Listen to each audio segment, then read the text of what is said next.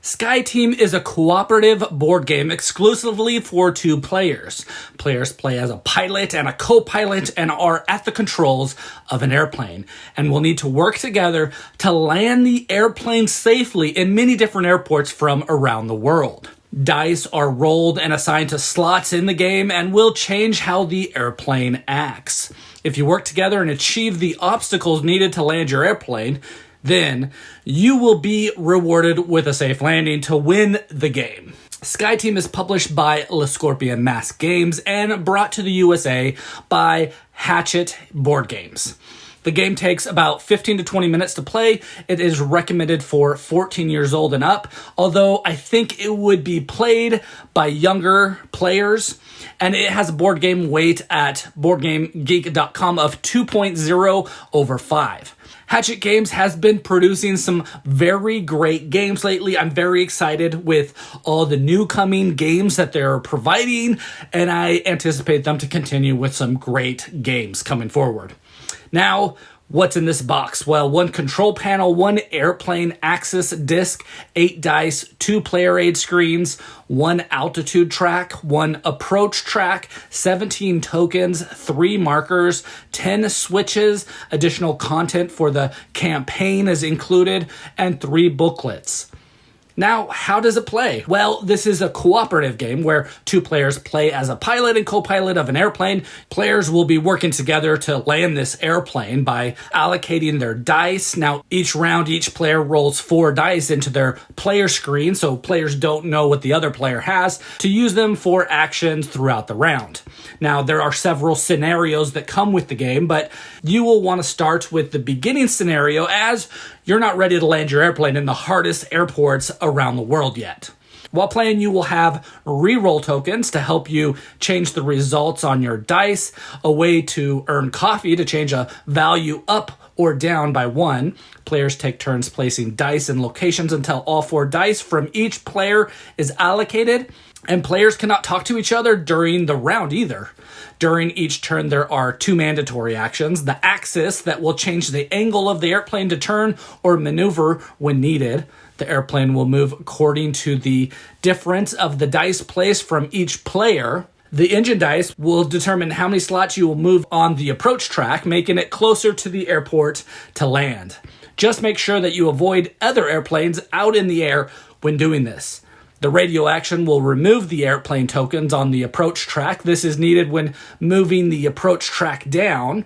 The landing gear and the flaps, those actions will start getting everything ready to land the airplane. This is either done in a step-by-step fashion or done when you place a value in this section and then switch over the switch in that location. These all will need to be switched on when landing the airplane by the end of the rounds. They will also change how fast or slow the engines go, making your engine action kind of more dynamic. After each round, the altitude will decrease by 1 slot, and you will need to time it with your approach to land safely. Lastly, your brakes. Well, they will need to be engaged, and this is done by adding dice to apply them, causing your last engine action needing to be lower than your brakes so that you can engage and you can safely stop that airplane. If you do all these things, then you will win the scenario. So what's the verdict on this game? Well, this is one of the best cooperative games that I've played in a very long time. Both players are very involved in guiding the game and trying to win. Each player has a role, and the pilot isn't more important than the co-pilot role. They both are needed to do their job to have success in the game. There is no quarterbacking, no player that can run the game by themselves. So both players are equally important. Sky Team only limits the number of players in the game, so it's a 2-player only game. Now, the theme in this game is huge, and the mechanics and why you need to place dice in certain areas makes total sense. Each dice place has a reason and sometimes will change other aspects of the game, making other outcomes different. The landing gear and the flaps are needed for slowing down the plane and getting it ready for landing. But as you do these actions, you will make it so that your plane slows down just because those things happened. The axis of the airplane is very important, and even in some scenarios, you will need to turn your axis just like it's needed in real life to turn the axis of the plane. But to land, the plane needs to have a neutral axis with the wings parallel to the ground. Also, the brakes and making sure your engine's total, the sum at the very end is less than the brake number. That is important. Also, I really like how the radio mechanic is used. You talk to all the other airplanes out there in the area, clear them from your airplane so that you can land safely. This is all adding to the theme. There are reroll tokens and concentration tokens that will help you change your dice values so that you can better achieve a clear landing. So even though your rolls will determine a lot in this game, there are some ways to help you change those results. But the game is all about using what you rolled, pairing them up on actions, pairing them up with your partner's dice to get an effect that will change your airplane. Hopefully that change is just enough so that you can have a safe landing.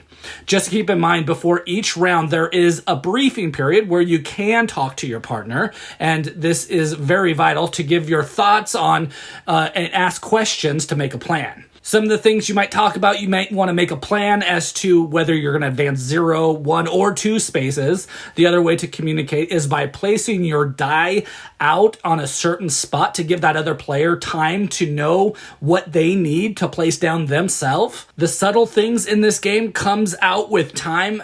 Delaying or not placing a die is just as important as times when you need to place a die out to tell your partner what you have or what you might have and what they might need to do to pair that up with the die that you put out. Overall, the game lives up to the anticipation that I've been hearing about and the excitement that I first seen at Gen Con, and I anticipate there to be equal or more excitement for this game going forward as I anticipate more expansions coming.